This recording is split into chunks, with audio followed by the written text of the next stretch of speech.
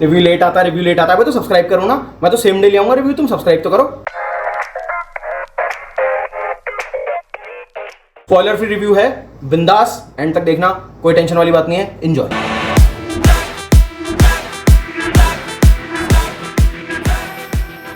तो एक sequel basically क्यों बनाया जाता है?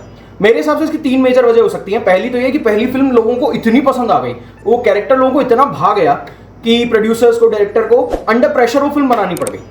सेकंड वजह हो सकती है पैसा। पहली फिल्म चल गई लेकिन स्टोरी का कोई लेन देन पता नहीं था, चलो पैसा कमाने के लिए बना देते हैं, एक ब्रांड बना देते हैं इसको।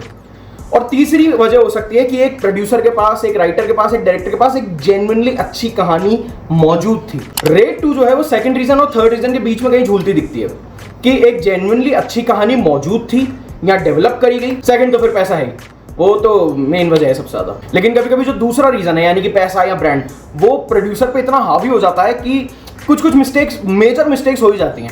जैसे कि इस फिल्म की हीरोइन वानी कपूर, पहली फिल्म में लियाना डिक्रूज थी, ऑल्दो काम उनके पास भी कुछ करने को था नहीं ज्यादा, बहुत ही अजीब सा ही कैरेक्टर लिखा हुआ था, कुछ ऐसा कुछ था नहीं उस कैरेक्टर के पास, बट स्टिल एक कैरेक्टर तो था, एक एक्टर उस कैरेक्टर के साथ जुड़ा हुआ था। आउट ऑफ नोवेयर सडनली आपने वो कैरेक्टर बदल दिया, उसको कोई एक्सप्लेनेशन नहीं दिया। मुझे लगा शायद सेकंड मैरिज हुई है मैं पटना है कि कुछ बताएंगे ये, लेकिन नहीं, कुछ भी एक्सप्लेन नहीं किया गया है फिल्म में। जस्ट ऐसे ही कि प्लास्टिक सर्जरी हो गई प्लास्टिक सर्जरी, तुम ये मान लो, बस बात खत्म करो। खैर, तो 2018 में एक फिल्म आई थी रेड, जिसमें अजय देवगन, इलियाना डिक्रूज, सौरभ शुक्ला और भी कई सारे कैरेक्टर्स थे, अमित सियाल थे, डायरेक्टेड बाय राजकुमार गुप्ता। और उससे पहले उन्होंने बहुत अमेजिंग फिल्में बनाई हैं, no one killed, Jessica, Aamir, अच्छे डायरेक्टर हैं, उनका पकड़ है अपने सब्जेक्ट पे। ऐसे में वो अजय देवगन के साथ एक मेजर फिल्म लेकर आते हैं। It was a good success, कोई बहुत बड़ी ब्लॉकबस्टर नहीं थी, but it was a very good success, एक अच्छी सुपर हिट फिल्म थी, अच्छा पैसा बनाया था, पिक्चर ने पसंद भी आई थी। अब फाइनली 2025 में 7 साल बाद वो उस फिल्म का एक सीक्वल लेकर आए, फिल्म का नाम है रेड 2। अच्छी बात यह कि फिल्म एक रियल टाइम लाइन में चल रही है। अगर 2018 से 2025 आ चुका है तो 1982 से 1989 आ चुका है। तब 420 करोड़ का फ्रॉड था या फिर एक रेड थी, अब यहाँ पे बात है 500 करोड़ प्लस की।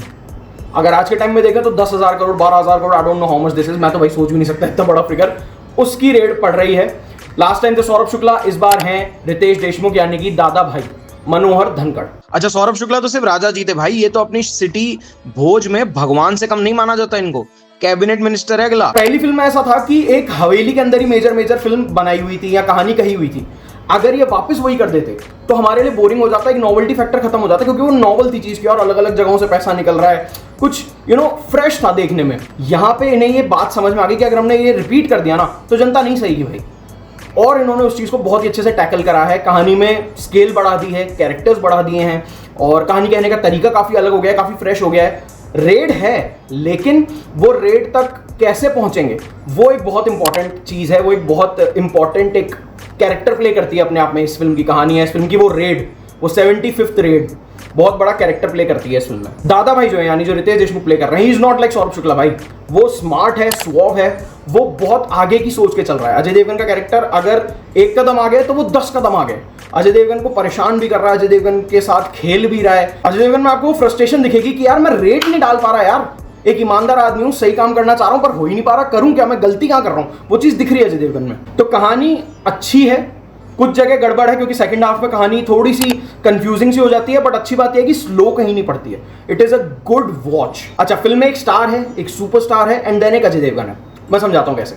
सबसे पहले स्टार की बात करूं तो फिल्म के स्टार है रितेश देशमुख। भाई किल किया है उस आदमी ने, बहुत ही बढ़िया। जब वो विलन बनता है, चाहे एक विलन हो चाहे वो बकवासी पिक्चर मरजावा हो, वो आदमी किल करता है भाई। और सेम काम उसने इस फिल्म में किया है। वो जो है ना एक डिमीनर कि हाँ यार मैं तो अच्छा आदमी हूँ भाई, मैं तो बहुत बढ़िया आदमी हूँ, तुम मेरे गलत पीछे पड़ गए हो, और उसके बाद वो धीरे धीरे कैरेक्टर जैसे एक परत परत करके खुलता है, बहुत बढ़िया। और फिल्म के सुपरस्टार जो है दैट इज अमित सियाल। भाई उस आदमी को नेशनल धोखेबाज का तमगा दे दो, वो जहां होता है, इनसाइड एज, महारानी, जहां भी मैंने उसको देखा है उस इंसान को, वो सिर्फ धोखे दे रहा है भाई। इस फिल्म में भी उस आदमी ने वही किया है, लेकिन क्या बेहतरीन काम किया है भाई। वो जब जब स्क्रीन पे आते हैं आपको हंसाते भी हैं, कहानी को बहुत फास्ट पेस में आगे भी ले जाते हैं, मजा आता है भाई उस इंसान को देख के। Then there is Ajay Devgn. यहाँ पे मैं थोड़ा सा समझना चाहूंगा कि अजय देवगन करना क्या चाह रहे हैं। अजय देवगन की स्क्रीन प्रेजेंस बहुत ही ओके सी हो गई है। एक तो सीक्वल होगा जो अजय देवगन की दाढ़ी अपने आप आई जाएगी, लाइक दृश्यम। यहाँ पे भी दाढ़ी आ गई है, वही एक चुपचाप सा रहना, ऐसा लग रहा है मुंह में गुटखा फंसा रखा है, चश्मा पूरे टाइम लगा रखा है। मुझे अजय देवगन इस फिल्म में पसंद नहीं आए, वो एक फ्लॉ है इस फिल्म का। ठीक है वो कैरेक्टर ऐसा है, आप अच्छे लग रहे हो, लेकिन फर्स्ट फिल्म में एटलीस्ट एफर्ट तो दे रहे थे, यहाँ वो एफर्ट ही नहीं दिख रहा है। एक तो पता नहीं मन मन में क्या हो जाते हैं। उसको खाऊंगा पता नहीं यार वो क्या कर रहे हैं, sorry for the bad imitation, पर सच है ये। मुझे आधी फिल्म में समझ ही नहीं आ रहा था अजय देवगन क्या कह रहे हैं, वो इस फिल्म का एक माइनस पॉइंट है जो कि मुझे बोलने में भी बहुत अजीब लग रहा है। देन जो सपोर्टिंग कास्ट बहुत अच्छी है, सौरभ शुक्ला एज ऑलवेज, भाई क्या काम करते हैं वो, Supriya Pathak is amazing, even वानी कपूर को भी जितना काम दिया गया उन्होंने अच्छा किया है। एक्सप्लेन नहीं किया कि वो क्यों आ गई, इलियाना डिक्रूज क्यों चली गई, पर उनका काम बढ़िया है। आप जब एक अच्छी सपोर्टिंग कास्ट इकट्ठा कर लेते हो, जैसे यशपाल शर्मा, ब्रजेंद्र काला, जो इस फिल्म में उन्होंने किया है और उनको जिस तरीके से यूज किया है, तो आपका आधा काम तो वहीं हो जाता है भाई। अच्छा, अब अगर मैं बात करूं डायरेक्शन की, तो बढ़िया डायरेक्शन है। हाँ, कुछ जगह कंफ्यूजिंग है, लेकिन इंसान का इंटरेस्ट नहीं टूटता है, मजा आपको पूरे टाइम आता रहेगा, चाहे आपको कुछ चीजें समझ आ रही हो चाहे नहीं आ रही हो। सेकंड हाफ में खास करके फिल्म काफी टू एंड फ्रो करती है, तो वहां थोड़ा सा कंफ्यूजिंग कुछ लोगों के लिए हो सकता है, अदरवाइज डायरेक्शन में कोई कमी नहीं लगी मुझे। हाँ, क्लाइमैक्स मुझे थोड़ा सा वीक लगा फिल्म का, क्योंकि ऐसा लगा कि यार बहुत इजीली हो गई। जिस आदमी को आपने इतना स्मार्ट दिखा रखा है, शुरू से ऐसा दिखा रखा है कि वो अमय पटनायक से 10 कदम आगे चल रहा है, वो बहुत इजीली बेवकूफ बन गया क्लाइमैक्स में। एंड ऑल्सो क्लाइमैक्स में एक चॉइस उन्होंने करी है सॉन्ग की। क्लाइमैक्स में गाना आता है एक जगह पे, एक पुराना गाना यूज करा है, वो देखने में अच्छा लग रहा है, वो सुनने में अच्छा लग रहा है, वो शायद टाइमलाइन के हिसाब से भी सही है 1989 के हिसाब से, लेकिन बहुत ही चाइल्डिश सा लगता है मुझे जब वो प्ले होता है, क्योंकि जो चीजें हो रही हैं वो सीरियस है, पर वो जो प्ले हो रहा है ना, वो उस पूरी चीज का इंपैक्ट दबा रहा है। ऑल्सो अगर इससे मैं म्यूजिक पे हूं तो भाई टोटल वेस्ट है, फिल्म में किसी गाने की कोई जरूरत नहीं थी। अगर ये फिल्म सॉन्गलेस होती तो ज्यादा मजा आता, बट क्योंकि टी सीरीज की फिल्म उनको शायद कुछ म्यूजिक राइट्स का कुछ होता होगा, I don't know what it is. गानों में सिर्फ एक गाना अच्छा है, वो है नशा, जिसमें तमन्ना जी हैं।